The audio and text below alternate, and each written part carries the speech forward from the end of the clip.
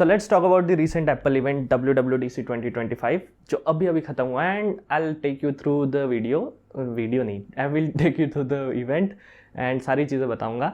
Summary में एक और बहुत सारी चीज़ें ऐसी नई नई लॉन्च की है ऐसा वो बोलते हैं, लेकिन मेरे को सारी चीज़ें ऐसी फैमिलियर लगी पहले जैसी किसी और चीज़ से ली गई है, किसी और कंपनी से ली गई है या फिर खुद से ही उसको थोड़ा सा इम्प्रूव किया गया है। तो सारी चीज़ें देखेंगे अपन।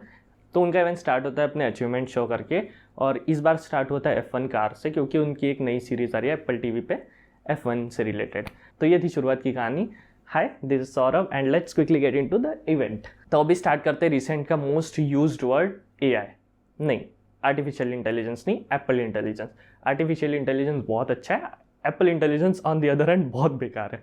वो इम्प्रूव कर रहे हैं बट अभी के लिए बहुत बेकार है। उसके राइटिंग टूल्स उतने ज़्यादा अच्छे नहीं लगे मेरे को, मैं ये पर्सनली यूज़ कर रहा हूँ बट मेरे को अच्छे नहीं लगे।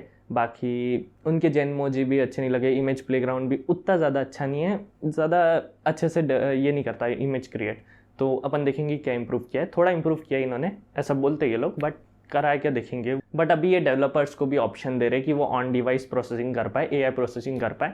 तो ये भी एक देखने वाली चीज़ होगी कि लोग क्या बनाते हैं अब, क्योंकि अभी तक सिर्फ एप्पल खुद बना पाता था और अभी लोग भी उसमें कंट्रीब्यूट कर पाएंगे, अपने ऐप का यूज़र एक्सपीरियंस एनहांस कर पाएंगे AI की मदद से। तो वो देखने लायक होगा।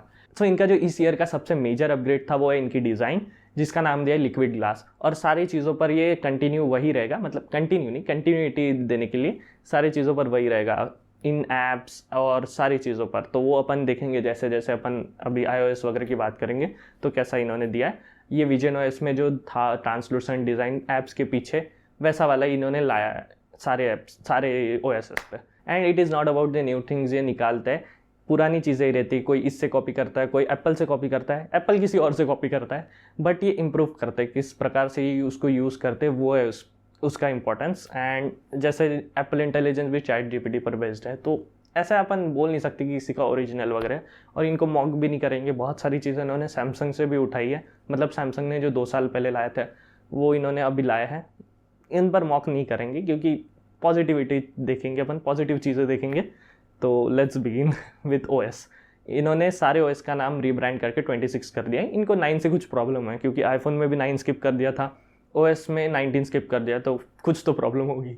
But let's start with iOS 26। जो मैंने डिज़ाइन की बात किया था लिक्विड ग्लास की, वही इस पर भी लाया गया है। From lock screen to app icons to app के अंदर की चीज़ें। जैसे सफारी में इन्होंने वो जो नेविगेशन पैनल रहता है नीचे वाला, उसको पूरा ट्रांसलूसेंट कर दिया और फुल स्क्रीन कर दिया ऐप, ताकि ज़्यादा कंटेंट देखने का ये मिले अपने को। एंड जब अपन नेविगेट करते हैं तो सारे नेविगेशन चीज़ें, नेविगेटिंग वाली चीज़ें छुप जाती है ताकि अपने को और ज़्यादा बड़ी स्क्रीन मिले, फुल स्क्रीन व्यू मिले। सेम आपको कैमरा ऐप में भी कंटिन्यूटी दिखेंगी इस मिनिमल डिज़ाइन की। जैसे इन्होंने सिर्फ फ़ोटो और वीडियो का रखा है मेन इसमें, बाकी अपन एक्सेस कर सकते हैं एडिशनल जो रहते चीज़ें, बट स्टिल इन्होंने सारी चीज़ें मिनिमल की है। तो वो मेरे को अच्छा लगा क्योंकि मेरे को मिनिमल चीज़ें पसंद है। बाकी आपका थॉट बताओ इस मिनिमल चीज़ पर। तो अभी कुछ ऐसे फीचर्स की बात करते हैं जो इन्होंने सैमसंग से चुरा है, नहीं इंस्पायरो के लिए। तो पहला है कि कॉल्स पे लाइव ट्रांसलेट होगा। जैसे मैं हिंदी में बात करूँ, अदर पर्सन इंग्लिश में बात कर रहा है, तो वो लाइव ट्रांसलेट होगा कॉल पे। सेकेंड इज़ अगर कोई डिलीवरी वाला आया है तो वो AI खुद बात करेगा और फिर ज़रूरत पड़ी तो ही मेरे पर कॉल आएगी, नहीं तो नहीं आएगी, वो खुद मैनेज कर लेगा। ये एक अच्छा फीचर है, ये सब में आना चाहिए वैसे। फिर फेस टाइम में भी लाइव ट्रांसलेट होगा, जैसे वही हिंदी इंग्लिश वाला। एंड नेक्स्ट आता है कि म्यूज़िक में भी ट्रांसलेटेड लिरिक्स मिलेंगे। पता नहीं क्यों ज़रूरत पड़ी, बट ठीक है, देख लेंगे। और इन्होंने सारे ऐप्स में थोड़े थोड़े फीचर्स डाले गए ताकि ऐसा ना लगे कि इवेंट में कुछ भी लॉन्च नहीं किया। तो पहला आता है कि मैसेजेस ऐप्स में आपको अभी वॉलपेपर चेंज करने का फीचर मिलेगा। आई नो बहुत पुराना है बट ठीक है, चला लेंगे। सेकेंड इज़ मैप वाले ऐप में भी लाया गया, आपके फ्रिक्वेंटली विजिटेड जो रूट्स रहते हैं या फिर जो प्लेसेस रहते हैं उन पे ये पहले ही दिखा देगा अगर ट्रैफिक रहा तो। ये अच्छा लगा मेरे को। बाकी वॉलेटो में लाया गया है जो अपने किसी काम का नहीं है। गेम ऐप नया आया है, वो भी किसी काम का नहीं है, मेरे को नहीं लगता वो ज़्यादा यूज़फुल है, बट देखेंगे। तो नेक्स्ट बात करते हैं अपन WatchOS की, जिसमें ज़्यादा चेंजेस नहीं है। पहला तो है कि डिज़ाइन जो कंटिन्यू इन्होंने सारे इसमें रखा है, तो इसमें भी लिक्विड ग्लास वाला डिज़ाइन लाया गया इसके ऐप्स में, आइकॉन्स में, ऐप के एंड सारी चीज़ों में। बाकी ये AI का यूज़ करके आपके जो स्टैट्स रहते हैं, वर्कआउट के स्टैट्स, उनको यूज़ करके आपको एनकरेज करेगा। जैसे इस वीक में मेरे 900 मीटर पूरे हुए, तो ये बताएगा मेरे को कि 100 मीटर और कर लो, आपके 10 किलोमीटर हो जाएंगे, लाइक दैट। और आपको एनकरेज करेगा लाइक वो योर 10 किलोमीटर्स आर कंप्लीटेड।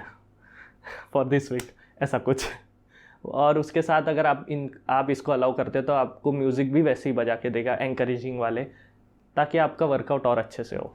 तो नेक्स्ट ओएस आता है tvOS। इसमें भी same liquid glass design throughout the app, मतलब throughout the device, from जो UI आता है सामने, उसके बाद ऐप के अंदर सारी चीज़ों में उन्होंने सेम डाला गया है, ट्रांसलूसेंट डिज़ाइन। एंड उसके बाद आता है सब यूज़र्स के लिए एक सेपरेट प्रोफाइल।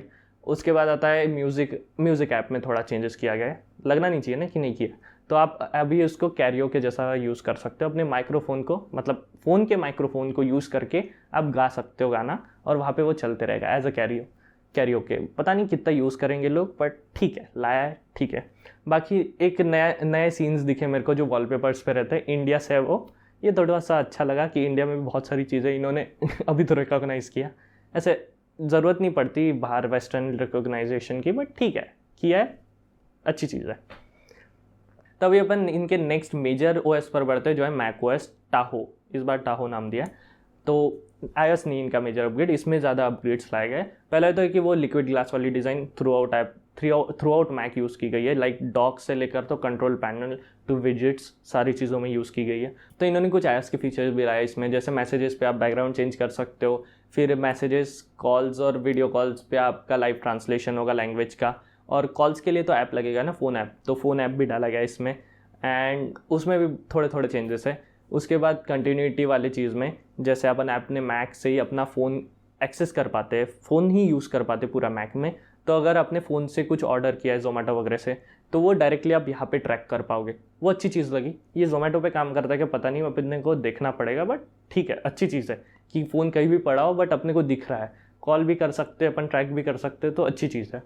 तो नेक्स्ट थिंग, शॉर्टकट्स ऐप जो है वो और पावरफुल बन गया है, स्पॉटलाइट के साथ तो और तगड़ा बन गया है। लाइक अपना शॉर्टकट्स में अपन अपने खुद के शॉर्टकट्स तो सेव कर ही पाते थे, बना पाते थे, वो भी स्पॉटलाइट से भी अपन यूज़ कर पाएंगे। एंड अपने को स्पॉटलाइट में ही सारी चीज़ें मिल जाएगी। जैसे अगर अपने को ईमेल कंपोज करना है तो डायरेक्टली आप लाइक स्पॉटलाइट से ही कर पाओगे, उसका नाम, मैसेज और सब्जेक्ट लाइन लिख के।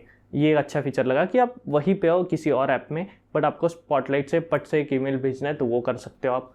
ऑल्सो स्पॉटलाइट में स्मार्ट सजेशंस देगा, जो रिसेंट चीज़ है, जो ज़्यादा रिलेवेंट है, वो अपने से सीख के ज़्यादा अच्छे सजेशंस देगा। उसके बाद आता है कि इन ऐप चेंजेस भी आप स्पॉटलाइट से कर सकते हो। लाइक एक ऐप खुला है लाइट रूम जैसा, और आपको बैकग्राउंड चेंज करना है, लाइट रूम में होगा क्या पता नहीं, बट बैकग्राउंड चेंज करना है, कलर चेंज करना है, वो हो पाएगा। बैकग्राउंड रिमूव करना है, वो भी हो पाएगा किसी और ऐप्स में, नोट्स वगैरह में। तो ये अच्छा फीचर है। और उसके बाद फाइनली क्लिपबोर्ड लाया गया है। आप स्पॉटलाइट से डायरेक्टली आपका क्लिपबोर्ड, मतलब स्पॉटलाइट के साइड में ही क्लिपबोर्ड का ऑप्शन है, वहाँ से आप एक्सेस कर पाओगे। फाइनली ये चीज़ मिसिंग थी, क्योंकि क्लिपबोर्ड बहुत काम की चीज़ है। लाइक आप 10 चीज़ें सेव करके बाद में वो 10 चीज़ें यूज़ कर सकते हो, वो एक अच्छी चीज़ है। एंड इसमें भी एक नया गेम्स ऐप लाया गया है। macOS में कौन गेमिंग करता है, बट ठीक है, लाया गया है, रख लेंगे हम। नेक्स्ट आता है visionOS। इस पे तो ऑलरेडी डिज़ाइन थी, बट और इम्प्रूव की गई है, वो ट्रांसलूसेंट वाली, लिक्विड ग्लास वाली। बट मेरे को जो फीचर बहुत अच्छा लगा है वो है विजेट्स का। जो ये वाली दीवार पे अगर मैंने visionOS के अंदर एक वॉच रखा हूँ और वो एम्बेड किया हूँ, तो ऐसे लगेगी कि वो एक्चुअली वहाँ पे, वो एक अच्छी चीज़ लगी मेरे को। बट देखते हैं अब ये वीडियो में कैसा है और रियल लाइफ में कैसा है। एप्पल एक्चुअली वो देता है जितना दिखाता है, लेकिन लेट्स सी। बट ये चीज़ बहुत सही लगी मेरे को। लाइक अगर यहाँ पे मैंने ऊपर वेदर वाला लगा के रखा है, तो वो वेदर के हिसाब से चेंज होगा, दिन के हिसाब से चेंज होगा। सुबह वो शाइनी रहेगा, रात को वो लाइक ब्लैक हो जाएगा। वो बहुत सही चीज़ लगी। और आप रीसेट नहीं, मतलब आप रीस्टार्ट करोगे डिवाइस, तभी भी वो चीज़ें वहीं पर रहेगी। तो अभी अपन अपना विजन प्रो भी शेयर कर पाएंगे लोगों के साथ जो एंटरप्राइजेज में रहते हैं। उनको ज़्यादा यूज़फुल है कि एक चीज़ पर काम कर रहे हैं तो सभी लोग वही एक विजन प्रो यूज़ कर पाएंगे। उसके साथ अब ये सोनी का VR2 सेंस कंट्रोलर भी सपोर्ट करता है, जिससे अपन यूज़ कर पाएंगे, खेल पाएंगे, या फिर कोई काम है तो वो कर पाएंगे। और वो लॉजिटेक का एक माउस मूज जो भी है, वो पेन से भी अपन 3D ड्राइंग्स कर सकते, वो एक अच्छी चीज़ है। और इन्होंने कुछ कैमरा ब्रांड्स के साथ भी पार्टनरशिप करी है, ताकि अपन 360 वीडियोज़ है वो भी देख पाएंगे विजन प्रो में, ऐसे घूम के पूरा। बाकी पहले शूट की गई थी, रिलीव कर पाएंगे मोमेंट्स को। उसके बाद डेवलपर्स अपने वेबसाइट्स पे 3D ऑब्जेक्ट डाल सकते हैं, ताकि वो 3D ऑब्जेक्ट्स अपन डायरेक्टली वो फिजिकल स्पेस में यूज़ कर पाएंगे। सो अभी बात अपने लास्ट OS पर बढ़ते हैं, जो iPadOS 26। इसमें वही लिक्विड ग्लास वाली design throughout the app, throughout the whole device, from app widgets to lock screen to app के अंदर की। फिर वही iOS वाले फीचर्स, जैसे मैसेजेस का बैकग्राउंड चेंज कर सकते हैं, और लाइव ट्रांसलेशन मैसेजेस में, कॉल्स में और वीडियो कॉल्स में। So now they are making iPad a touch screen Mac. ऐसा क्यों बोला मैंने, क्योंकि ये आईपैड जो मैक वाले फीचर है वो आईपैड में ला रहे हैं सारी चीज़ें।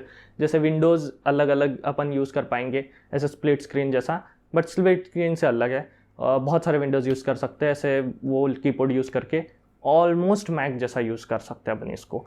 उसके बाद कंटेंट क्रिएटर्स के लिए जो ऑडियो रिकॉर्ड करते हैं स्पेशली, उनके लिए वॉइस आइसोलेशन वाला फीचर लाया, और आप अलग माइक्रोफोन यूज़ करके, जैसे मैं ये यूज़ कर रहा हूँ, उसको भी यूज़ करके आप वॉइस आइसोलेशन यूज़ कर सकते हो with in any app. Like web पे कोई चीज़ यूज़ कर रहे हो उसमें यूज़ कर सकते हो, या फिर कोई ऑल ऐप में यूज़ करना है वहाँ पे भी यूज़ कर सकते हो। ये एक अच्छा फीचर है। And last but not the list कि बैकग्राउंड्स में ऐप चलते रहेंगे और उनका जो प्रोग्रेस बार है वो ऊपर दिखाएगा। ये ठीक है, मतलब क्या है, इसको फीचर बोलेंगे क्या, बट ठीक है।